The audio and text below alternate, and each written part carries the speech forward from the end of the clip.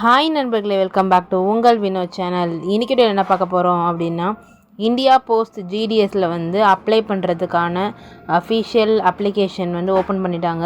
So அதை அப்படி apply பண்ணுறது அப்படின்றதுக்கான ஃபுல் டீட்டெயில்ஸ் நம்ம இந்த வீடியோவில் பார்த்துக்கலாம். நம்ம வீடியோ நீங்கள் ஃபஸ்ட் டைம் பார்க்குறீங்க அப்படின்னு மறக்காம சப்ஸ்கிரைப் பண்ணிட்டு பக்கத்தில் பெல் பட்டனை கிளிக் பண்ணி வச்சுக்கோங்க. அப்போ தான் நான் போகிற நோட்டிஃபிகேஷன்லாம் காட்டும். வாங்க வீடியோக்குள்ளே போகலாம். ஓகே, ஃபர்ஸ்ட்டு இந்தியா போஸ்ட்டோட அஃபிஷியல் நோட்டிஃபிகேஷன் என்ன அப்படின்றத செக் பண்ணிடலாம். ரெஜிஸ்ட்ரேஷன் எது வரைக்கும் ஓப்பனில் இருக்கும் அப்படின்னா 5/8, அதாவது ஆகஸ்ட் 5 வரைக்கும் இருக்கும்னு சொல்லியிருக்காங்க. என்னென்ன போஸ்டிங் அப்படின்னா, பிரான்ச் போஸ்ட் மாஸ்டர், அதே மாதிரி அசிஸ்டன்ட் பிரான்ச் போஸ்ட் மாஸ்டர், அதே மாதிரி 3 போஸ்டிங்ஸ் இதில் கொடுத்துருக்காங்க, தேவ் சேவாக்ஸ்னு. ஸோ அந்த 3 போஸ்டிங்ஸ்க்கும் எவ்வளோ சேலரி அப்படின்றது கொடுத்துருக்காங்க. ஸோ பிபிஎம் 12,000லேருந்து 29,000 வரைக்கும், ஏபிபிஎம் டக் சேவாக்ஸ்க்கு 10,000லேருந்து 24,000 வரைக்கும் அப்படின்னு சொல்லியிருக்காங்க. அதே மாதிரி ஏஜ் லிமிட்டும் கொடுத்துருக்காங்க. ஸோ மினிமம் ஏஜ் எவ்வளோ இருக்கணும் அப்படின்னா 18 இயர்ஸ் மினிமமாக இருக்கணும் அப்படின்ற மாதிரி கொடுத்துருக்காங்க. ஸோ எஜுகேஷன் குவாலிஃபிகேஷன் என்ன சொல்லியிருக்காங்க அப்படின்றத பார்த்தா 10th கண்டிப்பாக முடிச்சிருக்கணும். அதுவும் வித் பாசிங் மார்க்ஸ் இன் மேக்ஸ்லேயும் இங்கிலீஷ்லேயும் என்ன பண்ணியிருக்கணும், பாஸாக இருக்கணும் அப்படின்னு சொல்லியிருக்காங்க. ஸோ அதுக்கேற்ற மாதிரி நீங்கள் என்ன பண்ணிக்கோங்க, உங்கள் எலிஜிபிலிட்டி இருக்கா அப்படின்றத பார்த்துட்டு நீங்கள் என்ன பண்ணலாம், அப்ளை பண்ணிக்கலாம். பி என்ன கொடுத்துருக்காங்கன்னா, application should be studied local language கண்டிப்பாக படிச்சிருக்கணும் அப்படின்ற மாதிரி சொல்லியிருக்காங்க. ஸோ நீங்கள் எந்த ஏரியாவில் போஸ்ட்டை அது அப்ளை பண்ண போகிறீங்களோ, ஸோ அந்த ஏரியாவுக்கான லோக்கல் லாங்குவேஜ் நீங்கள் கண்டிப்பாக தெரிஞ்சிருக்கணும் அப்படின்னு சொல்லியிருக்காங்க. நெக்ஸ்ட் என்ன குவாலிஃபிகேஷன் வேணும் அப்படின்னா, கம்ப்யூட்டர் நாலேஜ் அதேமாதிரி வேணும், சைக்கிளிங் வேணும் அப்படின்ற மாதிரி சொல்லியிருக்காங்க. ஸோ அதை பற்றின ஃபுல் டாக்குமெண்ட்ஸ்க்கான நோட்டிஃபிகேஷன் பிடிஎஃப் நான் டிஸ்கிரிப்ஷனில் கொடுக்குறேன், மறக்காமல் செக் பண்ணி பாருங்கள். ஸோ இப்போ நம்ம அப்ளை பண்ணுறது எப்படி அப்படின்றத பார்த்துடலாம். ஸோ இந்தியா போஸ்ட் gds.online.gov.in அப்படின்ற வெப்சைட்குள்ளே போகணும் அப்படின்னா இந்தமாதிரி பேஜ் உங்களுக்கு ஓப்பன் ஆகும். ஸோ இந்த பேஜில் தான் நம்ம என்ன பண்ண போகிறோம், அப்ளை பண்ண போகிறோம். ஸோ இதில் எந்த கிளிக் பண்ணி உள்ளே போகிறோம் அப்படின்னா, மேலே பார்த்தீங்க அப்படின்னா நோட்டிஃபிகேஷன் ஸ்டேஜ் 1 ஸ்டேஜ் 2 அப்படின்னு கொடுத்துருக்காங்க. ஸோ ஸ்டேஜ் 1 அப்படின்னு பார்த்தீங்களா, அதில் ரெஜிஸ்ட்ரேஷன் அப்படின்னு இருக்கும். ஸோ அதை கிளிக் பண்ணி ஃபஸ்ட்டு என்ன பண்ண போகிறோம், ஃபஸ்ட்டு ரெஜிஸ்டர் பண்ணணும், அதுக்கப்புறம் தான் அப்ளை பண்ணணும். ஸோ ரெஜிஸ்டர் பண்ணுறது எப்படி அப்படின்னா, இப்போ என்ன பண்ணிக்கலாம், ஸ்டேஜ் 1 அப்படின்னு இருக்குது பார்த்தீங்களா. ஸோ அதை கிளிக் பண்ணி ரெஜிஸ்ட்ரேஷன் அப்படின்றது கொடுக்கலாம். கொடுத்தோம் அப்படின்னா நமக்கு இன்னொரு பேஜ் ஓப்பன் ஆகும். ஸோ இதான் ரெஜிஸ்ட்ரேஷன் பேஜ். நமக்கு என்ன ஆகும், ரெஜிஸ்ட்ரேஷன் பேஜ் அப்படின்றது ஓப்பன் ஆகும். ஸோ இதில் தான் ஃபஸ்ட்டு என்ன பண்ண போகிறோம், நம்மளோட பேசிக் டீட்டெயில்ஸ் எல்லாமே கொடுக்க போகிறோம். ஸோ என்னென்ன இதில் வரும் அப்படின்னா, மொபைல் நம்பர், உங்களோட 10 டிஜிட் மொபைல் நம்பர் என்ட்ரு பண்ணுற மாதிரி இருக்கும். ஸோ அந்த 10 டிஜிட் மொபைல் நம்பர் என்ட்ரு பண்ணிவிட்டு வேலிடேட் மொபைல் நம்பர் அப்படின்றது கொடுக்க போகிறோம். அது கொடுத்ததுக்கப்புறமா நம்ம என்ன பண்ண போகிறோம் அப்படின்னா, இமெயில் அட்ரஸ், நீங்கள் யூஸ் பண்ணுற உங்களோட ஆக்டிவில் இருக்க இமெயில் அட்ரஸ் என்ன பண்ணணும், அதேமாதிரி கொடுக்கணும். கொடுத்துட்டு வேலிடேட் இமெயில் அப்படின்றது கொடுத்தோம் அப்படின்னா அதுவும் என்ன ஆகிடும், வேலிடேட் ஆகிட்டு வெரிஃபை பண்ணிடுவாங்க. ஸோ அதுக்கப்புறம் என்ன டீட்டெயில்ஸ் கொடுக்க போகிறோம் அப்படின்னா, அப்ளிகன்ஸோட நேம், அது எதை மாதிரி இருக்கணும் அப்படின்னா, உங்களோட 10th மார்க் ஷீட் படி உங்களோட நேம் என்ட்ரு பண்ணிக்கணும். ஸோ என்ட்ரு பண்ணிக்கோங்க. Next father name or mother name கேட்டிருக்காங்க. அதுவும் எந்த மாதிரி இருக்கணும், 10th மார்க் ஷீட்டில் இருக்க மாதிரி father name or mother name ரெண்டுத்தில் ஏதாவது கொடுத்துடலாம்.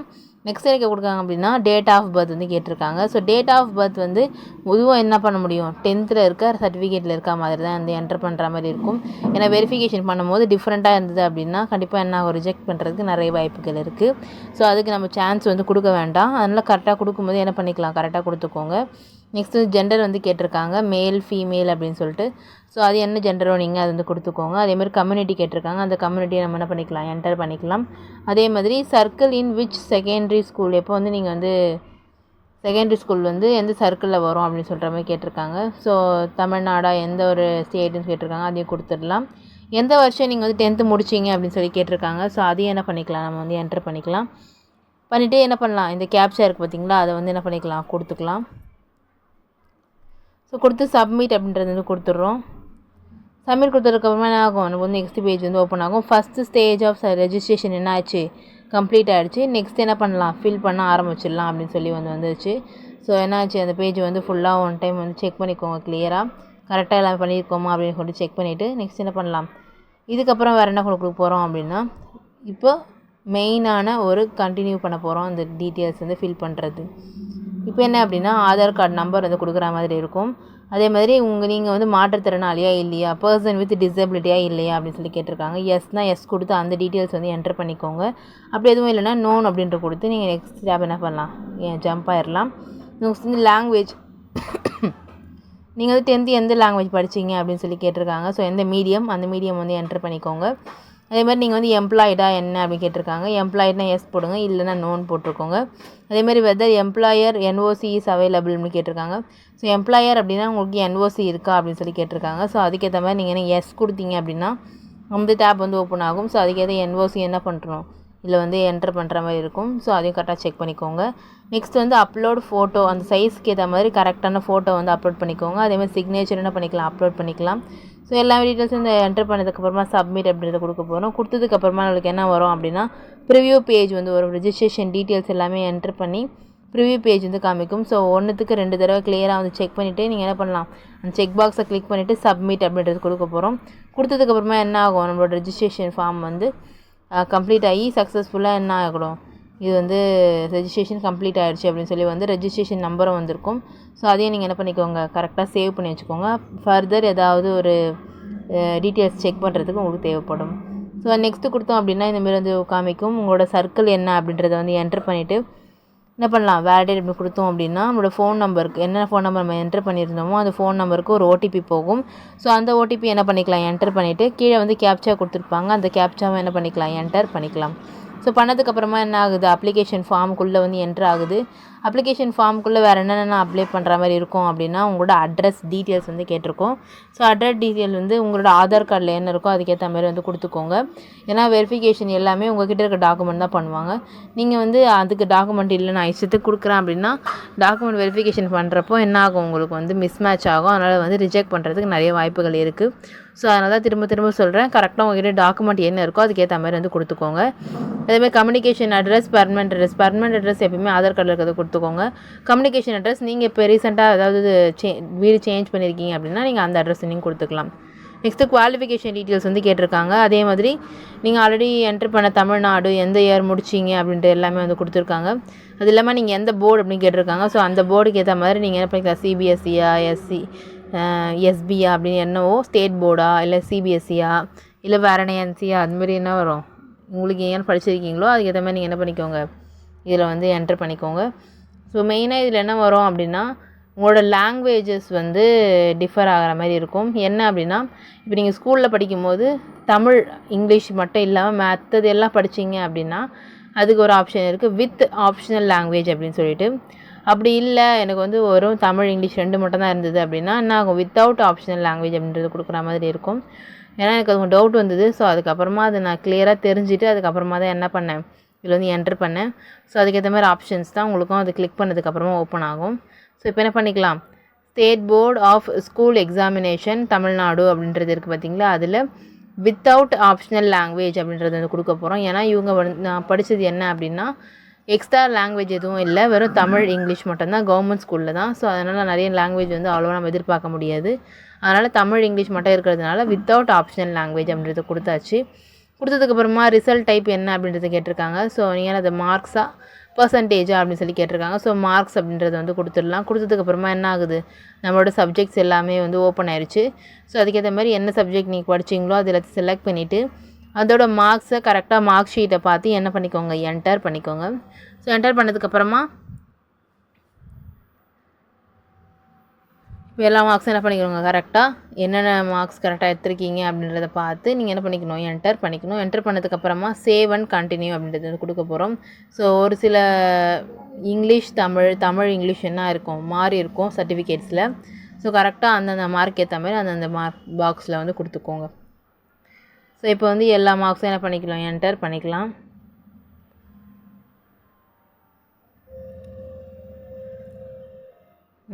என்ட்ரு பண்ண போகிறோம். இப்போ என்ட்ரி பண்ணி முடிச்சதுக்கப்புறமா சேவ் அண்ட் கண்டினியூ அப்படின்றத கொடுக்க போகிறோம். ஸோ சேவ் அண்ட் கண்டினியூ அப்படின்னு கொடுத்தது தான் இந்த லோட் ஆகிட்டு நெக்ஸ்ட் என்ன ஆகும், இன்னொரு பேஜ் வந்து ஓப்பன் ஆகுது. சூஸ் ப்ரிஃபரன்ஸ் அப்படின்னு சொல்லி கொடுத்துருக்காங்க. சூஸ் ப்ரிஃபரன்ஸ் அப்படின்னா எந்தெந்த ஊரில் எந்த போஸ்டிங்ஸ் நீங்கள் வந்து அப்ளை பண்ண போகிறீங்க அப்படின்னு சொல்கிற மாதிரி வந்து கேட்டிருக்காங்க. ஸோ அந்த போஸ்டிங்ஸ் வந்து உங்கள் ஊருக்கு நியர்பையில் என்னென்ன வரும் அப்படின்றத கரெக்டாக தெரிஞ்சுக்கிட்டு நீங்கள் அந்த போஸ்டிங்ஸ்க்கான டிவிஷனை வந்து கிளிக் பண்ணிங்க அப்படின்னா உங்களுக்கு தெரிஞ்ச எல்லா ஒரு ஊரும் வரும். ஸோ அதில் உங்களுக்கு ரொம்ப நியர்பையில் எது இருக்கோ அதுக்கேற்ற மாதிரி நீங்கள் உங்களோட ப்ரிஃபரன்ஸை வந்து 1 2 3 அப்படின்னு சொல்லி கொடுக்குற மாதிரி இருக்கும். ஸோ இப்போ இந்த ப்ரிஃபரன்ஸ் படி நான் செலக்ட் பண்ண டிவிஷன் ப்ரிஃபரன்ஸ் படி 47 போஸ்டிங்ஸ் வந்து இருக்குது. ஸோ அந்த 47 போஸ்டிங்ஸும் நான் 1லேருந்து 47 வரைக்கும் எல்லாத்துலேயும் என்ன பண்ண கொடுக்குற மாதிரி இருக்கும். ஸோ அதே மாதிரி எல்லாத்தையும் கரெக்டாக செக் பண்ணி நீங்கள் ஃபஸ்ட்டாக அப்ளை பண்ணணும். ப்ரிஃபரன்ஸ் நீங்கள் எது கொடுக்குறீங்க, ப்ரிஃபரன்ஸ் அப்படின்னா இப்போ நியர்பையில் எனக்கு இது இருக்குது, பக்கத்தில் எனக்கு இந்த போஸ்ட் ஆஃபீஸ் இருக்குது, நான் அந்த போஸ்ட் ஆஃபீஸ்க்கு அப்ளை பண்ண போகிறேன் அப்படின்னு நீங்கள் ஒன்று செலக்ட் பண்ணுறீங்கன்னா அதான் வந்து ப்ரிஃபரன்ஸ். ஓகேங்களா, அந்த ப்ரிஃபரன்ஸ் வந்து நம்ம என்ன பண்ண போகிறோம், இப்போ வந்து ஃபுல்லாக அப்ளை பண்ணுறோம். ஸோ 1 2 3 4 5 6 அந்த மாதிரி என்ன பண்ணலாம் 47 வரைக்கும் நம்ம கொடுத்துட்டு நெக்ஸ்ட் என்ன பண்ண போகிறோம். இப்படி உங்களால் அதிலே தேட முடியல அப்படின்னா அதுக்கான கீழே வந்து டவுன்லோட் பண்ணுற ஃபார்ம் வந்து கொடுத்துருக்காங்க. ஸோ அதை கிளிக் பண்ணிங்க அப்படின்னு இந்த மாதிரி எக்ஸல் ஃபார்மில் ஓப்பன் ஆகும். அதை நீங்கள் ஒரு பிரிண்ட் எடுத்து எது 1 2 3 அப்படின்றது வேணும்னா நீங்கள் செக் பண்ணிக்கலாம். செக் பண்ணிவிட்டு அதுக்கப்புறமா நீங்கள் என்ன பண்ணிக்கலாம், இந்த பாக்ஸில் என்ன பண்ணிக்கலாம், நீங்கள் வந்து என்ட்ரு பண்ணிக்கலாம் 1 2 3 4 5 அப்படின்னு லைனாக என்ட்ரு பண்ணிடலாம். ஏன்னா 47 இருக்குது, 1 2 இல்லை 47 இருக்குது. ஸோ அந்த 47 நம்ம என்ட்ரு பண்ணி ஆகணும். ஸோ அதில் என்ட்ரு பண்ணிவிட்டு டிக்ளரேஷனில் வந்து ஐ ஹியர் பை டிக்ளேர் தட் அப்படின்றத கிளிக் பண்ணிவிட்டு நெக்ஸ்ட் வந்து லாஸ்ட் பேஜுக்கு வந்து வர போகிறோம். ஸோ லாஸ்ட் பேஜுக்கு வந்தோம் அப்படின்னா அது லாஸ்ட் பேஜுக்கு வரதுக்கு முன்னாடி மெயினாக இந்த டிக்ளரேஷனில் இருக்க எல்லா பாயிண்ட்ஸும் ஒரு தடவை படிச்சுக்கோங்க. ஏன்னா நீங்கள் தான் வந்து இதை அப்ளை பண்ண போகிறீங்க. வேறு எந்த நெட் சென்டரையோ இல்லை வேறு எந்த ஒரு ஆஃபீஸையோ நீங்கள் நல்லா என்ன பண்ண முடியாது, குறை சொல்ல முடியாது. இன்னும் நீங்கள் தான் கூட இருந்து அப்ளை பண்ண போகிறீங்க. ஸோ அப்ளை பண்ணும்போது நீங்கள் தான் 1க்கு 2 தடவை 3 தடவை எத்தனை தடவை வேணால் பண்ணிக்கலாம், செக் பண்ணிக்கோங்க. ஏன்னா இப்போ இந்த போஸ்டிங்ஸ் வந்து எக்ஸாம் மூலமாக வரப்போகிறது கிடையாது. இப்போ நீங்கள் எவ்வளோ மார்க் எடுத்துருக்கீங்களோ அதுக்கேற்ற மாதிரி தான் என்ன பண்ண முடியும், இந்த போஸ்டிங்ஸ் வந்து உங்களுக்கு போடுவாங்க. ஸோ அதனால் நீங்கள் கரெக்டாக எல்லாம் செக் பண்ணி போட்டிங்க அப்படின்னா உங்களுக்கு போஸ்டிங்ஸ் கிடைக்கிறதுக்கான நிறைய வாய்ப்புகள் வந்து இருக்குது. ஸோ இப்போ வந்து என்ன பண்ணிக்கலாம், ரெஜிஸ்ட்ரேஷன் அப்ளிகேஷன் எல்லாமே என்ன ஆயிடுச்சு, சப்மிட் ஆயிடுச்சு. ஸோ எல்லாமே என்ன வெரிஃபிகேஷன்ஸுக்கு உங்களுக்கு ஒரு லாஸ்ட் அப்ளிகேஷன் ஃபார்ம் வந்து ஓப்பன் ஆகும், எல்லாமே என்ட்ரு ஆகி. ஸோ அதுவும் நீங்கள் என்ன பண்ணிக்கலாம், 1க்கு 2 தடவை நீங்கள் என்ன பண்ணிங்க செக் பண்ணிக்கோங்க. செக் பண்ணிவிட்டு லாஸ்ட்டாக வந்தீங்க அப்படின்னா உங்களுக்கு பிரிண்ட் அப்படின்றது வந்து ஷோ ஆகும். ஸோ பிரிண்ட் வந்தது அப்படின்னா நீங்கள் அதை சேவ் பண்ணி வச்சுக்கோங்க. வச்சுட்டிங்க அப்படின்னா அடுத்தது ஏதாவது உனக்கு தேவைப்படுது அப்படின்னா நீங்கள் எதாவது பண்ணிக்கலாம், ஒரு பிரிண்ட் ஜெராக்ஸ் வந்து நீங்கள் எடுத்துக்கலாம். ஓகேங்களா, எப்படி அப்ளை பண்ணுறது அப்படின்றது ஃபுல் டீட்டெயில்ஸ் வந்து நம்ம பார்த்தாச்சு. இதில் வேறு என்ன டவுட்ஸ் இருக்கும் அப்படின்னா இதுக்கப்புறமா எப்படி செலெக்ஷன் ப்ராசஸ் நடக்கும் அப்படின்றப்ப நிறைய பேர் டவுட்ஸ் இருக்கும். ஸோ அதையும் நம்ம என்ன பண்ணிக்கலாம், நோட்டிஃபிகேஷனில் வந்து ஒரு தடவை 2 தடவை செக் பண்ணிக்கலாம். ஸோ அதுக்கு முன்னாடி இந்த அப்ளிகேஷன் ஃபார்மை உங்கள் ஃபோனு, உங்கள் வாட்ஸ்அப், உங்கள் இமெயில், உங்கள்கிட்ட என்னென்ன டாக்குமெண்ட்ஸ் என்னென்ன ஆப்பில் வச்சுருக்கீங்களோ நீங்கள் செக்யூராக அந்தந்த டாக்குமெண்ட்ஸ் எல்லாத்துலேயும் நீங்கள் என்ன பண்ணிக்கோங்க, போட்டு வச்சுக்கோங்க. அப்போ தான் இப்போ இதில் இருக்குது, இந்த ஃபோனில் இருக்குது, அந்த ஃபோனில் இல்லை அப்படின்னு சொல்லி நீங்கள் என்ன பண்ணலாம், கவலைப்பட தேவையில்லை, எங்கேனாலும் நீங்கள் டவுன்லோட் பண்ணிக்கலாம். ஸோ செலெக்ஷன் ப்ராசஸ் எப்படி இருக்குது அப்படின்றத பார்த்துடலாம். The list of applications shortlists for engagement will be released by the department on its website. எங்கள் டிபார்ட்மெண்ட் எதில் வந்து இந்த ஷார்ட்லிஸ்டான அப்ளிகேஷன்லாம் ரிலீஸ் ஆகும் அப்படின்னா அவங்களோட வெப்சைட்டில் அண்ட் ஜிடிஎஸ் ஆன்லைன் போர்ட்டலில் மட்டும்தான். வேறு ஏதாவது ஒரு போர்ட்டல் நீங்கள் செக் பண்ணுறீங்க, அதில் உங்கள் நேம் இருக்குது அப்படின்னு சொல்லி ஏதாவது பேசுனாங்கன்னா அது உண்மை கிடையாது. உங்களோட official GDS online portal and வெப்சைட்டில் மட்டும்தான் என்ன ஆகும், உங்கள் ரிசல்ட் வந்து ஷார்ட் லிஸ்ட் ஆகி ரிலீஸ் பண்ணுவாங்க. ஸோ அதை கரெக்டாக செக் பண்ணிவிட்டு ஒரு செலெக்ஷன் லிஸ்ட்டு வந்துச்சு அப்படின்னா அதை கரெக்டாக செக் பண்ணிக்கோங்க. அதுக்கான தனி வீடியோ நம்ம சேனலில் வரும். ஸோ மறக்காமல் சப்ஸ்கிரைப் பண்ணி வச்சுக்கோங்க. நெக்ஸ்ட் என்ன எப்படி கொடுத்துருக்காங்கன்னா, upon declaration of the results the short listed candidates will be informed of the results and date by physical et cetera through SMS on their registered mobile number as well as email on the registered email address. இப்போ நீங்கள் வந்து short list ஆகிட்டீங்க, நீங்கள் வந்து ரிசல்ட்டில் வந்து okay உங்களுக்கு ஒரு postings இருக்குது அப்படின்ற வாய்ப்பு இருக்குது அப்படின்னா உங்களுக்கு வெரிஃபிகேஷன்ஸ் கூப்பிடுவாங்க. அது எப்படி அப்படின்னா உங்களோட ஃபோனுக்கோ இல்லைனா இமெயில் அட்ரஸ்க்கோ என்ன ஆகும், உங்களுக்கான மெசேஜஸ் வந்து வரும். ஸோ அப்படி வந்தால் மட்டும் தான் நீங்கள் என்ன பண்ண முடியும், ரிசல்ட்டை வந்து கரெக்டாக செக் பண்ணிவிட்டு ஓகே நான் வந்து செலக்ட் ஆகிருக்கேன் அப்படின்னு சொல்லி நீங்கள் அந்த ஒரு ஆஃபீஸ்க்கோ இதுக்கு போக முடியும்.